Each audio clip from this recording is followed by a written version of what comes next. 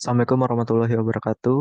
Izin memperkenalkan diri, nama saya Abdurrahman Wahid dengan NPM 2115061014 dari kelas PSTIC. Di sini saya akan menjelaskan mengenai apa yang sudah saya dapatkan selama mengikuti praktikum kedua, praktikum sistem operasi pada minggu kemarin. Jadi kemarin saya sudah melakukan praktikum percobaan 2 yaitu algoritma penjadwalan atau scheduling. Jadi algoritma penjadwalan ini berfungsi sebagai menentukan proses manakah yang ada di ready queue yang nantinya akan dieksekusi oleh CPU. Jadi algoritma penjadwalan ini ada 4 macam, yaitu yang pertama ada first come first serve atau kita kenal dengan FGSS atau biasa disebut dengan FIFO atau first in first out. Jadi FCFS ini merupakan algoritma penjadwalan atau scheduling yang paling sederhana dari yang digunakan dari CPU. Jadi uh, ketika kita menggunakan FCSS ini, maka setiap proses itu yang berada dalam status ready queue akan dimasukkan ke vivo queue atau antrian dengan first in first out yang mana sesuai dengan waktu kedatangannya. Jadi proses yang terlebih dahulu akan dieksekusi, nantinya yang keluar juga akan berupa yang datang terlebih dahulu. Jadi untuk FCFS sendiri ini waiting time-nya itu cukup lama karena memerlukan uh, wait time yang cukup lama dikarenakan mereka butuh waktu tunggu yang termasuk ke dalam kategori non preemptif karena sekali CPU itu digunakan atau dialokasikan pada suatu proses, maka proses tersebut tetap akan memakai CPU sampai proses tersebut melepaskannya, yaitu ketika proses tersebut berhenti atau meminta atau menerima input output. Nah, terus yang kedua itu ada shortest job first atau SJF. Jadi pada algoritma ini setiap proses itu nanti dalam ready queue-nya akan dieksekusi berdasarkan burst time waktu terkecil. Di sini SGF ini memiliki 2 macam, yaitu yang ada yang non preemptif dan preemptif. Nah, yang untuk yang non preemptif sendiri dia apabila CPU-nya itu diberikan pada proses, maka dia itu tidak bisa ditunda atau di wait sampai uh, CPU burst-nya itu selesai. Kemudian untuk yang preemptif itu ketika uh, proses barunya itu datang dengan long time atau long time burst-nya atau long time burst time pada CPU-nya itu lebih pendek dari sisa waktu proses, maka pada saat itu proses ini akan ditunda dan proses ini akan beralih atau berganti ke proses yang baru. Selanjutnya itu ada priority scheduling. Jadi di priority scheduling ini algoritma penjadwalannya itu mendahulukan proses yang memiliki prioritas tertinggi, di mana setiap proses memiliki prioritasnya masing-masing dan prioritas itu merupakan suatu proses yang dapat ditentukan melalui beberapa karakteristik. Di antaranya itu ada time limitnya, kemudian yang kedua itu ada memory requirement, kemudian access file, kemudian ada yang keempat ada perbandingan antara input output di burst time-nya, kemudian ada tingkat kepentingan prosesnya. Dan yang terakhir, yang keempat ada round robin scheduling. Jadi untuk konsep dasar dari round robin scheduling ini dia menggunakan time sharing. Sistemnya itu adalah time sharing di mana pada dasarnya algoritma penjadwalan ini sama dengan FCFS, cuma berbeda di bagian proses yang digunakan. Jadi untuk round robin sendiri itu menggunakan sistem preemptif di mana setiap proses itu mendapatkan waktu CPU yang disebut dengan waktu kuantum atau quantum time, di mana untuk membatasi waktu proses atau proses time-nya itu. Jadi biasanya waktu kuantumnya ini 1 sampai 100 milidetik. Jadi untuk setelah waktu tersebut habis, maka proses itu akan ditunda terlebih dahulu dan ditambahkan pada ready queue-nya. Nah, di sini saya akan menjelaskan.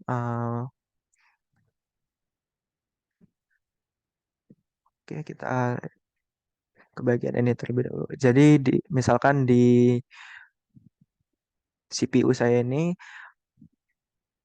terdapat proses dan thread di sini, di mana uh, terjadi proses dan thread. Dan pada CPU saya ini memiliki 4 core, di mana dari core-nya sendiri itu memiliki 8 logical proses. Jadi core sendiri ini merupakan saya bisa ibaratkan sebagai suatu mandor. Kemudian logical proses ini adalah saya ibaratkan sebagai pekerja atau tukang. Jadi ketika mandor itu memantau. Jadi ketika kerja ini melakukan suatu proses atau trade, jadi si mandor ini melakukan pemantauan terhadap apa yang sudah dikerjakan, apa yang sudah diproses di dalam CPU-nya. Jadi ketika eh, uh, logical processor atau kita ibaratkan sebagai pekerja ini banyak, namun mandor atau course-nya itu sedikit. Jad- jadi course-nya ini ibarat yang memantau prosesnya, kemudian membagi pekerjaannya. Jadi setiap logical processor itu memiliki job desk-nya masing-masing. Jadi kita bayangkan saja apabila course-nya sedikit dan logical prosesornya itu cukup banyak, jadi uh, jadi susah dalam membagi waktunya. Jadi CPU itu sulit untuk bermultitasking atau menjalankan proses yang banyak. Jadi menyebabkan komputer itu cepat uh, panas ataupun nge-lag ya, nge-lagnya. Kemudian apabila logical prosesornya itu sedikit tapi single core-nya banyak, maka sekebalikannya dari tadi. Jadi alokasi dari proses dan thread-nya itu eh, lebih berat karena logical processor sendiri itu adalah diibaratkan sebagai pekerja, di mana kalau pekerjanya sedikit dan mandornya itu banyak, maka pekerja ini akan kewalahan. Walaupun eh, spesifikasi atau tipe laptop atau tipe board yang dimiliki oleh CPU ini cukup mumpuni, tapi dari logical processor ini dibebani cukup berat prosesnya, maka sama saja seperti tadi, maka yang terjadi adalah komputer itu mengalami nge-lag ataupun cepat panas gitu. Baik, kita langsung saja masuk ke dalam percobaan pada praktikum kedua, yaitu algoritma penjadwalan atau scheduling. Jadi untuk algoritma penjadwalan sendiri pada percobaan ini um, mempunyai satu percobaan. Jadi kita menjalankan simulator, kemudian kita menuliskan kode program pada compiler, kemudian kita compile dan load in memory. Seterusnya kita masuk ke OS simulator, kemudian kita mengatur ke FGSF, kemudian kita meng-create atau membuat 3 new process atau 3 proses baru dengan lifetime prosesnya itu nol, kemudian kita atur, kecepatan atau phase-nya itu maksimum. Kemudian kita, menekan tombol start dan pada waktu yang bersamaan kita, mengamati, tampilan pada jendela konsol, yaitu setelah kita start, kita show PCB, kemudian, kita, melihat next PCB proses, kemudian setelah prosesnya itu selesai kita bisa view, kemudian, kita me-view, proses stats, kemudian kita reset. Nah, kemudian, seterusnya kita mencoba langkah sebelumnya dengan mengatur arrival time-nya. Baik, kita langsung saja masuk ke, pendemoan dari praktikum kedua ini. Kita masuk ke compiler, kemudian kita karena kita sedang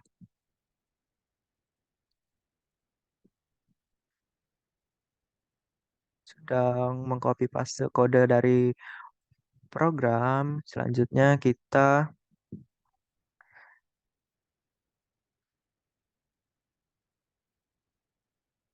atur burst address-nya jangan, eee, minus, misalkan kita atur ke negatif.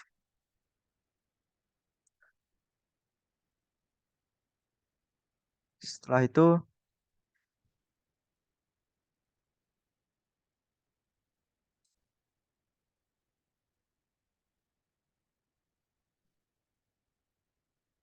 kemudian kita masuk ke menu compile. Oke, kita wait, kemudian kita load in memory, kemudian kita masuk ke OS. Setelah itu karena kita diminta untuk melihat, algoritma penjadwalan dari atau schedule-nya FCFS atau first come first serve, maka kita, memilih first come first serve. Kemudian kita atur atau kita set kecepatannya itu kita set ke maksimum.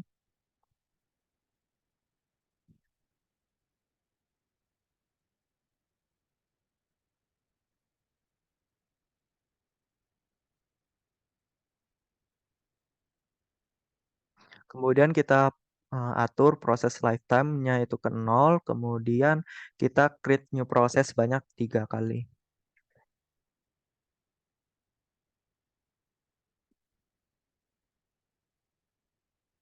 Nah, setelah kita buat 3 new process-nya,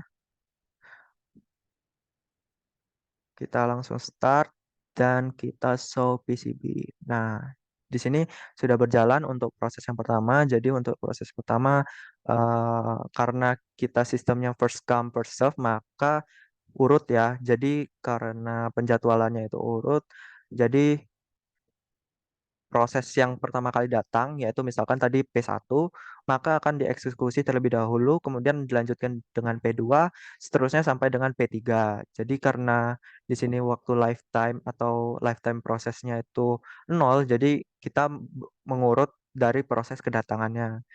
Kemudian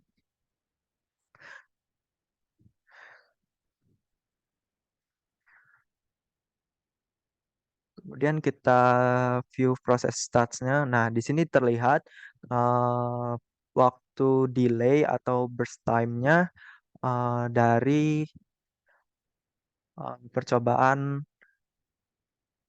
pertama ini. Jadi untuk waktu rata-rata yang diperoleh itu ada, selama 4 milidetik. Jadi untuk, waiting time-nya sendiri dari P1 itu karena dia langsung dieksekusi, karena sistemnya itu menggunakan FIFO atau first in first out, maka dia tidak memiliki waktu tunggu. Nah, kemudian selanjutnya untuk P2 karena dia, menunggu proses, P1 selesai, dia memerlukan waiting time atau waktu tunggunya itu selama, 0,04, kemudian dilanjutkan dengan P3 dan seterusnya. Nah, selanjutnya kita, akan mendemokan untuk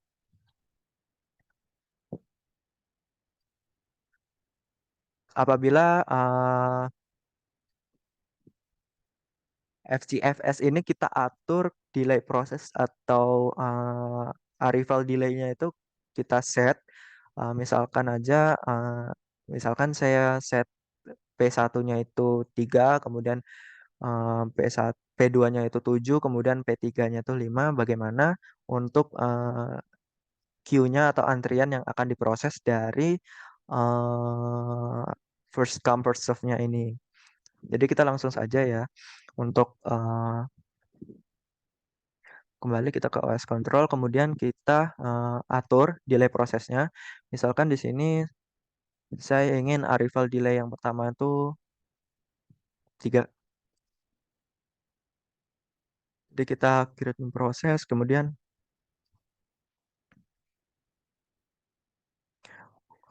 proses yang kedua yaitu P2-nya, misalkan kita atur delay-nya itu ke 7 detik ya. Ke 7 detik kita create new proses, kemudian selanjutnya yang ke P3 kita atur ke misalkan ke 5 detik. Oke, kita create new proses. Kita start. Nah, coba kita show PCB. Nah, di sini karena eh, sebentar saya geser. Jadi karena kita memiliki waktu tunggu di sini, jadi waktu tunggu yang akan diproses itu adalah eh, waktu tunggu yang sedikit ya. Jadi untuk waktu tunggu yang paling sedikit itu di P1 dengan delaynya itu 3. Kemudian selanjutnya untuk ininya ke P3 yaitu waktu delaynya sebanyak eh, selama 5 detik. Kemudian dilanjutkan ke P2 selama 7 detik. Jadi seperti itu. Kemudian kita view. Coba kita view. Nah, ini kita refresh tuh.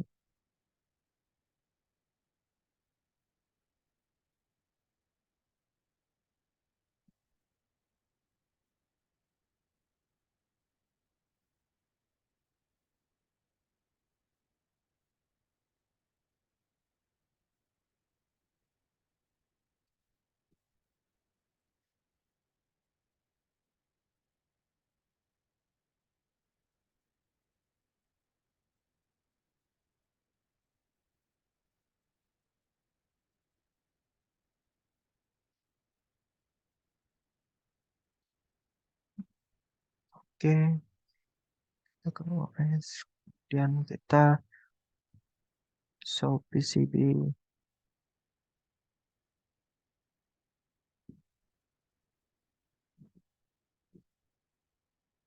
Seperti itu ya, mungkin untuk pendemoan dari yang waktu delay sendiri, karena waktu delay yang dimiliki itu cukup lama, jadi program itu akan menunggu untuk proses dari P1 sampai dengan P3. Jadi untuk waktu delay sendiri itu seperti itu ya untuk waktu delay. Oke, kita clear.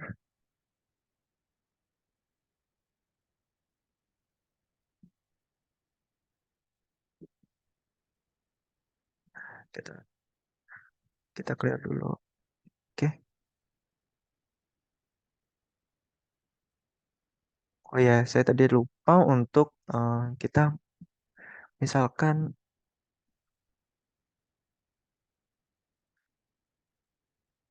waktu delay yang tadi nol itu kita belum show PCB-nya. Jadi kita start, kemudian kita view proses list-nya tuh. Jadi untuk view proses list-nya urut ya, seperti yang tadi saya bilang. Kemudian untuk proses state-nya tuh. Jadi dia di CPU itu urut gitu. Jadi misalkan di CPU yang ini uh, yang di misalkan ada ready queue ya 1, 2, 3. Nah, yang pertama kali masuk itu kan P1. Jadi P1 dulu yang terlebih dahulu dieksekusi atau dijalankan. Kemudian dilanjutkan ke P2 untuk dieksekusi dan seterusnya sampai dengan P3. Nah, nanti di program ini bisa dilihat yang misalkan pada aktif CPU-nya itu nanti uh, ada ready queue di mana, ready queue-nya itu nanti akan menampilkan, proses apa yang,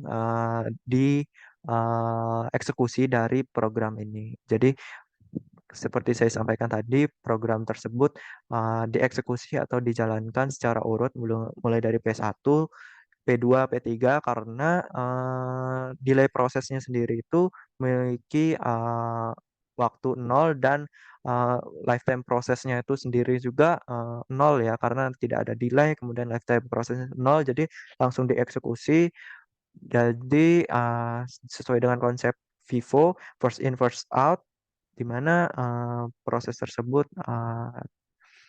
Eee, dieksekusi tergantung waktu kedatangannya. Jadi untuk, praktikum kedua ini, mungkin cukup, sekian yang bisa saya sampaikan dan jelaskan. Mohon maaf apabila, eee, terjadi terdapat kesalahan penyampaian selama menyampaikan atau mendebokkan. Saya mohon maaf. Saya akhiri, wassalamualaikum warahmatullahi wabarakatuh dan terima kasih.